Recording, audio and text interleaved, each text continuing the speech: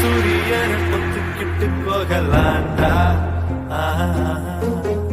MP MP தொட்டா 8 தேசம் கட்டுப்பட்டு நிக்கலாண்டா. அடிச்சா வச்ச குறி சிக்கணுமையோ, குடிச்சா சமுத்திரம் மட்டணுமையோ, நினைச்சா நினைச்சது